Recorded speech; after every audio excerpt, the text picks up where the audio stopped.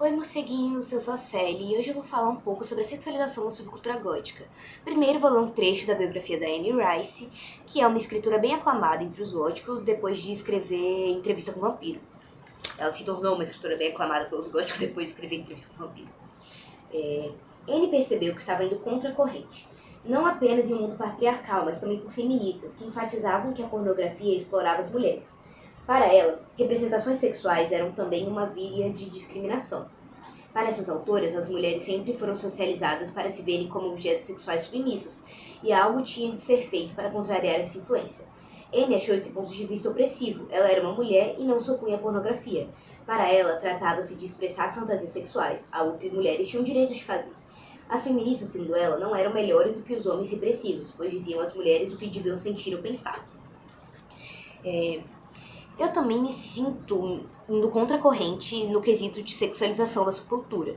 Afinal, o movimento está intimamente ligado à cena do BDSM e com a ideia de romper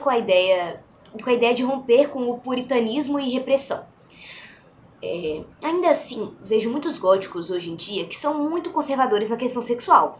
Apesar deles serem mente aberta em outros quesitos, quando chega sobre sexo e sexualização, principalmente sobre sexualização do corpo feminino, eles têm uma mente muito fechada, sabe? Eu vejo muita gente com uma mente muito fechada nesses sentidos.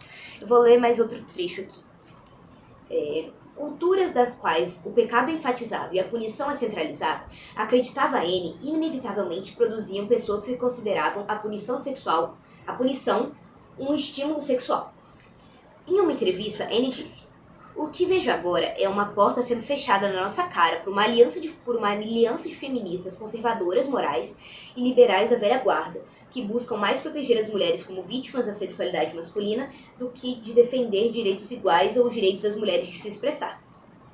Anne acreditava que as feministas estavam erradas ao diferenciar pornografia e erotismo, como se uma fosse má e a outra aceitável. Sigo concordando com a Anne. No cenário atual, mulheres góticas deveriam lutar contra a repressão e não reprimir. Obviamente, você não precisa ser sensual e se vestir de maneira sexualizada para ser gótica, mas também não deveria julgar quem decidiu ser. Outro tópico que também me incomoda é gente que tenta cancelar obras góticas simplesmente por serem problemáticas e sexuais. Cara, se você quer ver algo que seja certinho, conservador, bonitinho, assim, direitinho, vai ler a Bíblia, vai ver filme, sei lá, filme de crente, não sei, mano. Mas se você quer consumir obra gótica, você tem que entender que você vai lidar com grotesco, que você vai lidar com coisas problemáticas, com temas sensíveis, enfim. Continuando o roteiro aqui, por exemplo, no filme Nosferatu de 2024, o filme Nosferatu de 2024 foi muito criticado, porque a cena de sexo final era muito grotesca e o filme continha coisas meio necrofilia e tal. Se você achar obras como essa inapropriadas, talvez a subcultura não seja pra você. E tá tudo bem se a subcultura não for pra você. Você pode ser, não é obrigado a ser parte da subcultura só porque você acha o estilo bonito. Desde sempre, obras góticas apresentam metáforas que relacionam sexo com morte, dor e sangue. É só ler qualquer clássico de vampiro, incluindo esse, que foi o primeiro poema de vampiro escrito na história. A história, a lenda do vampiro já existia, não sei desde quando, já existia há muito tempo. Mas o primeiro poema escrito mesmo, registrado, que citava o vampiro, é esse aqui. Minha cara criadinha Cefia, constante, segura e firme nos ensinamentos herdados da sempre piedosa mãe. Como as gentes do Teise, que em vampiros mortais creem firmes com eiduques, aguarda então cristianinha. Pois que amar-me não desejas, anseio de ti vingar-me, e hei de hoje um tocai, beber a saúde de um vampiro.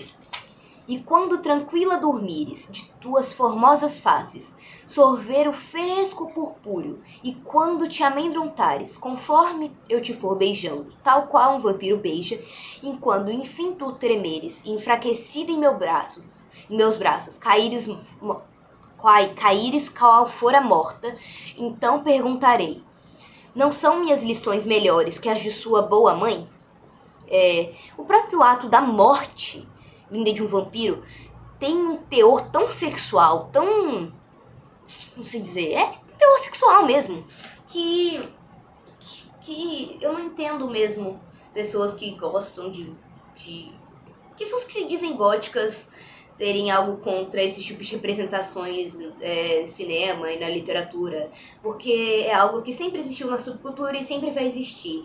Se vocês quiserem fazer com que a subcultura seja conservadora, eu acho muito improvável, acho impossível de vocês conseguirem, porque a partir do momento que que o conservadorismo se tornar regra, a repressão sexual, a repressão sexual se tornar regra dentro da subcultura, a subcultura deixou de ser a própria subcultura, ela deixou de ser o gótico. O movimento foi embora. A subcultura foi embora. E pra finalizar, eu só quero dizer, sejam livres, sejam vocês, façam sexo e até o próximo vídeo.